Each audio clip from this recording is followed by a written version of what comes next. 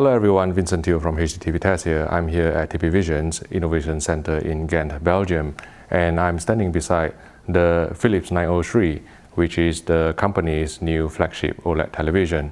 Now, first of all, let me tell you about what's new with the company's OLED televisions in terms of the 903 and also the 803.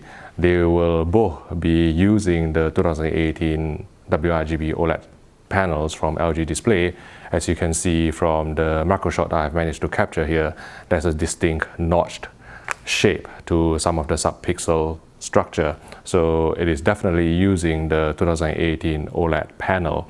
And the benefits of the 2018 OLED panels versus the 2017 panels from LG Display, first of all, I think among many 2018 OLEDs that we've seen, you can see an improvement in uniformity, both in dark uniformity and the bright uniformity side of things. So for dark uniformity, there is still going to be the telltale vertical streaks in very dark scenes near black, but on the Philips 903, during the short period that I actually tested it, I couldn't see it in real life content, and I think that is certainly something that will please a lot of the video enthusiasts out there who watch in a dark environment.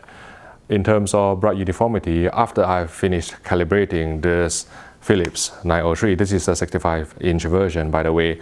After I've finished calibrating it, I put up a few full field gray slides, and I couldn't see any dirty screen effect or DSE or any color tinting down the sides. So from the bright uniformity side of things, I'm extremely happy with this set. Now, let me talk about the picture processing side of things, which is another new feature that TP Vision has introduced on the Philips 803 and Philips 903 OLED. We know that the company has been using a processor called P5, and P5 consists of 5 pillars. I think there's source perfection, there's contrast, there's color, there's motion, and also there's sharpness. Now for the Philips 903 and the step-down Philips 803, what the company has done is to use a new silicon, but coin it under the name of a second generation P5 engine. So it's a updated video processing with a new silicon that will improve upon the video processing capabilities that have been demonstrated so ably by the P5 engine. And one of the key features of the new second generation P5 video processing engine introduced by Philips is this feature called Perfect Natural Reality, and this is an SDR to HDR conversion feature, and it currently only applies to SDR content.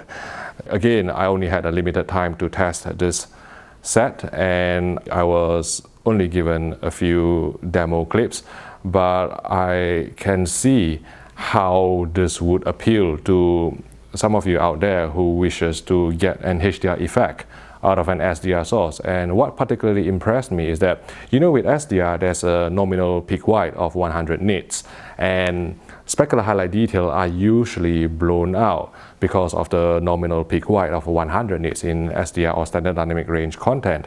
But from the demo that I've seen, what Philips have actually managed to do is to, I don't know how they actually did it, they have managed to extract more specular highlight detail from SDR content, making it really look HDR without actually decreasing the average picture level or APL of the whole scene. So it is an extremely impressive demo.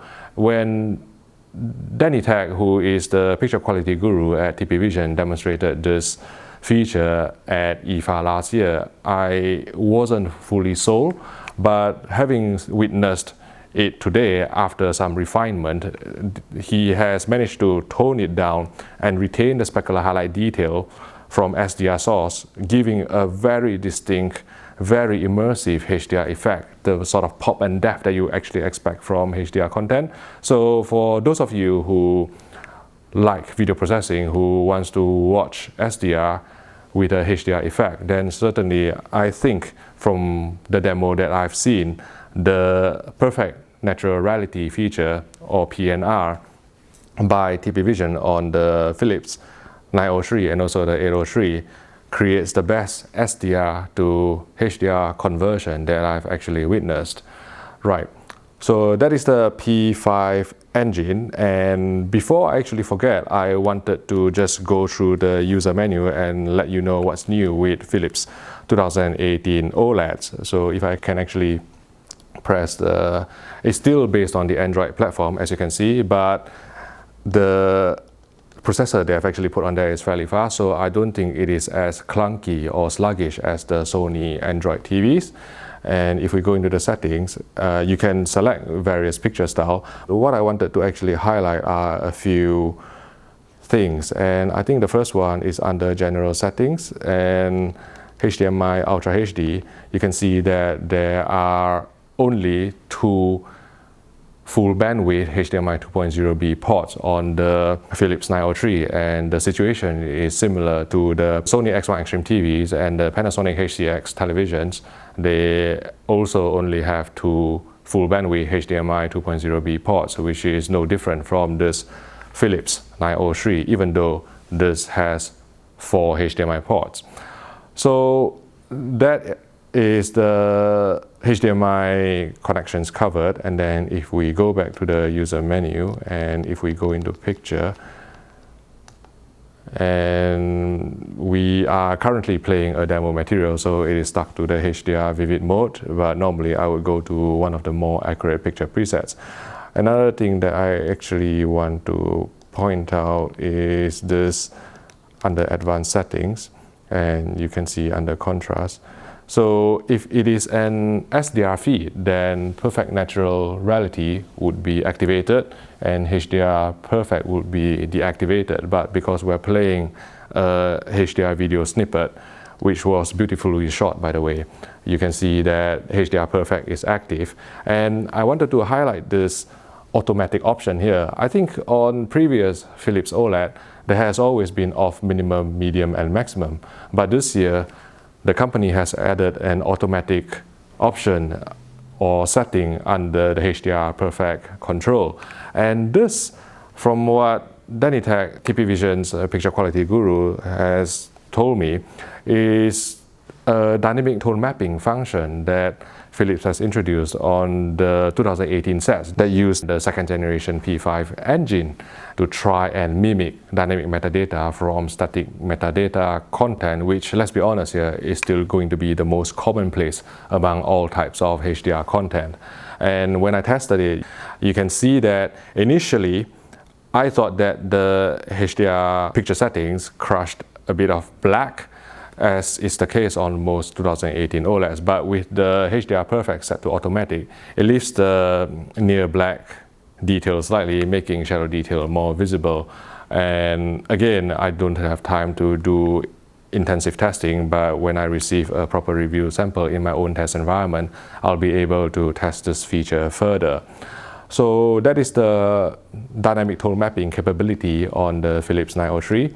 And if I go back, picture clean. This is the noise reduction function, but there's another option here called the clear residual image. You will probably be aware that these days there are some concerns about the propensity of OLED televisions to develop image retention or permanent screen burn. And this is because of the self-emissive capabilities of the technology, which uses organic material. There might be uneven wear.